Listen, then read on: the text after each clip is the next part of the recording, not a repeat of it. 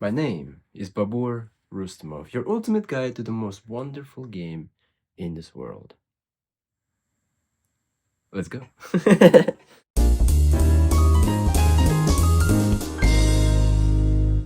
Hi Soccerlanders, welcome back to the channel. Today we're going to talk about the start of your soccer journey. You see, before what we were trying to do is trying to learn the basics of the game so that now we can watch the game and actually understand them. Now you're actually ready to leave your nest and explore what soccer has to offer to you. We're ready. We're freaking ready. Like I said, this is the beginning of a new chapter for Soccerland. It's called the start of your soccer journey. And what we will essentially do throughout this next videos is we're going to talk about how to choose your favorite team, how to choose your favorite league, and how to truly start following soccer and become a real fan. Obviously, I'm still here to help because if you want to truly become a real fan of soccer, you're in the right place. First, let's talk about soccer season. How long does one soccer season last? So soccer season is very similar to your school. Remember how your school starts or started, if you're older, in August, right? And then it ended in May next year. So pretty much what happens in European football is the same thing. They start the season in August. They start playing in their national leagues, and then they have other tournaments as well, like European championships if they're a top team, and then it ends in May. Everything ends in May, and then summer is left for national teams tournaments when the national squad comes together of countries, and then they compete for World Cup, right? So those type of tournaments, they are in summer. Clubs, national leagues are within the school year pretty much, right? So that's how they do it in Europe. When it comes to MLS, it's a little different. So with MLS, which stands for Major League Soccer in United States, so what they do with their league is they start the league in March and then they end it in December. By the way, right when I'm recording this video, the final of MLS Cup is about to begin, of 2023. Columbus Crew is going to play against Los Angeles FC. Yeah, it's going to be a hell of a game because last year in 2022, it was, I believe it was 4-3. It was incredibly crazy game. It was actually 3-3. And then LAFC won in 2022 MLS Cup final by winning at the penalty shootouts. So it was 3-3, and then penalty shootouts, LAFC won against Philadelphia Union, and that game, everybody was hyped when they were watching that game. It was like, oh my god, Hollywood could not script this better, and it was a spectacle, oh my god. So things like that. It was an incredible game. If you want to relive it, rewatch it, see how passionate soccer can be in the United States as well. But coming back to the video, so yes, MLS ends in December and begins in March, which is not the case for European Championships. So there's a difference there. And what happens throughout those months is that teams play 1-2 games within a week. So every Saturday, Sunday, you are expected to have a game, and maybe sometimes in the middle of the week, like Wednesday, for example, you might have a game if you are involved in different competitions. Like in Europe, there's a Champions League, UEFA Champions League, where the best of the best from all Europe collide within one tournament. Yeah, it's crazy, and so they need to play throughout the week on Tuesday or Wednesday. But usually, if you're just playing inside of your country against local teams, in your national league, then it's Saturday, Sunday only. And MLS, same thing. MLS, they play on Saturday and Sunday. Now, let's just touch a little bit on the most ongoing tournaments in soccer, which is leagues, right? So every country has its own league. MLS is United States League, right? Soccer league. And when it comes to Europe, every single country has their own league, where there's history, where there's dominant clubs historically, right, who are usually more at the top level than the others. But also, good thing about soccer is that there is unpredictability as well. It's not like every single year only one champion wins all the time. Gladly, you know, champions change and times change. Everybody has good and bad times, right? But yes, still, you have historically teams that have been more dominant throughout the years than the others, right? So we will talk about those teams more when we will choose your favorite team in Europe, and we'll also focus more on the leagues itself on the next video, which will be called "Which Soccer League is the Best?" But moving on to the next topic, we have UEFA Champions League, which is the greatest competition in soccer, in my opinion. So in that Champions League, only European teams compete, so not the whole world competes. And in fact, when we talked about the leagues and we talked about European leagues, yes, all those European leagues, the champions from those European leagues, they go to this tournament, Champions League, and then in the Champions League they play against each other, which is crazy, which is awesome. It's like you have your District 12 from Hunger Games, right? And there's other districts, and now you suddenly have to play against each other, right? Like every single district sends their best player, their best team, and then you're now in the tournament where you have to survive, right? And whoever stands tall in the end wins the tournament. So it's pretty much like that when it comes to the UEFA Champions League, and it's really exciting to watch. But good thing nobody dies in there. But yeah, they win money and the trophy if they end up winning. But what I also want to mention is the fact that every single continent has their own Champions League. So when it comes to European, yes, there's UEFA Champions League. When it comes to Asia, there's Asian Champions League, AFC it's called. Also in South America, it's called Copa Libertadores. In Africa, there's our own Champions League. And when it comes to North America, there's a tournament called CONCACAF Champions Cup, which actually has American teams, Canadian teams, Mexican teams, and some other Caribbean teams as well. So in total, they make up for 27 teams in that whole tournament, and all of them compete for the title of being the best North American champion. But imagine that's not all. The champions of this Champions League arrive to one tournament and define who is the world champion.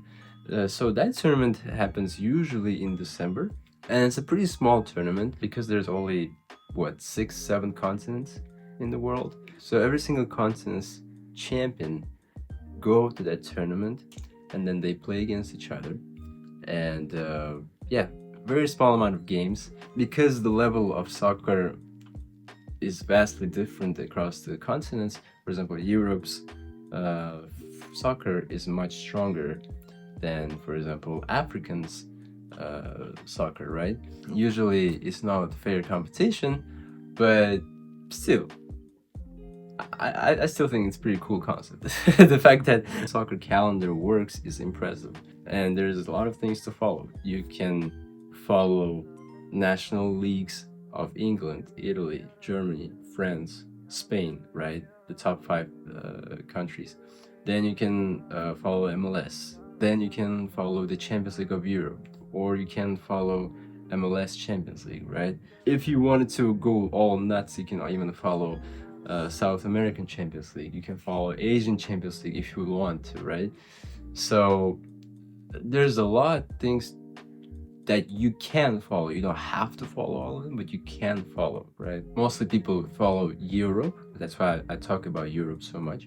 But with all this competition, you also have a FIFA Club World Cup as well, like a small tournament, which every year defines who is the best team in the world. Not only in Europe, which, to be honest, automatically, if you win the European Champions League, that means you're the best team in the world, pretty much, because mostly then that team goes to FIFA Club World Cup and wins that tournament anyway, because it's the strongest competition, strongest area, strongest continent, right?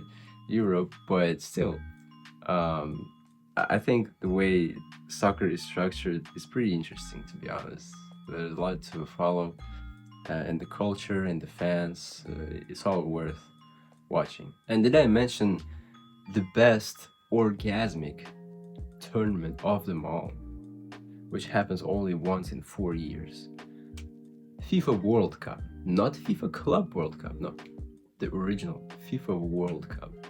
FIFA World Cup, when it arrives, it's a festival. 1 straight month, 31 days, incredible soccer, incredible culture. People are excited. People are traveling to the country, to the host country. When you live within that month, within those tournaments days, oh man, the excitement is real. People are suddenly more fun to interact with too. Like, you're connecting over this tournament, you're watching together this tournament, you have conversations, interesting conversations about the games that just went by, like yesterday or today, like, or oh, the upcoming game is gonna be really fun. So that whole atmosphere of World Cup is unmatched. The second closest thing to it is UEFA European Championship. It's called UEFA Euro, which is happening, by the way, in 2024 summer, very soon. So I advise you to tune into that one. Also, United States, we have Copa America in 2024, which is going to be also very, very exciting. So if you live in a bigger United States city, or you live in a closer approximate range where you can either drive, or I mean, you can fly too, right? New York, Los Angeles, there are actually more host cities. I just cannot name them from the top of my head right now, but Copa America will be also really, really interesting tournament to follow, where USA national team is going to compete as well, which is a bit absurd because the Copa America is about only South American teams.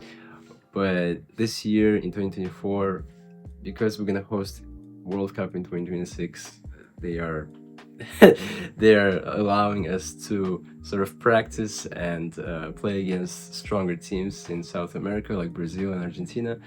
So they are allowing us to host the Copa America in 2024, and so it's gonna be incredible. It's gonna be incredible. So this is the right time to start watching soccer, and that's why we're talking about this right now. And so yeah, man, it's gonna be really fun. It's gonna be really fun. So last thing what I want to talk about, where to watch, what channels, what streaming services. Soccer matches are broadcasted globally, and platforms like ESPN, NBC Sports, beIN Sports, and more are your go-to places. Don't forget online streaming services like Paramount Plus, ESPN Plus, or Peacock for on-the-go viewing. So yeah, this kind of platform services, you might have some of them. I have all of them actually. But once you tune into those channels, your eyes might gravitate to familiar names now, like UEFA Champions League, which is streamed on Paramount Plus or on Peacock. If you're watching The Office, for example, on Peacock, you might stumble upon, hey, wait a second, English Premier League. I've heard that before from somebody called Babur. So you might click on that and watch a game, and that would be cool if you try to watch a game, right? And see what you think. You may get bored because every match will not be electrifying. There are definitely some boring games, but there will be a match that will blow you away. And there will be a match that will come to your way one day that will blow away your mind. And you will feel something that you never felt in your life, and it's gonna be addicting. And that match will amplify your interest in football. And when I say football, I mean soccer, but in the rest of the world we call it football. But I want to stick to soccer just because in the United States the official term for this game is soccer. But yes, another thing to know, for some reason a lot of people are getting annoying when it comes to, oh, well, it's not soccer, it's football. Well, I could have been one of those people, because I to me, this game is called football, but in the United States, football is another game, and so that's okay. So I stick to calling it soccer. But excuse me if I will say football sometimes, out of habit.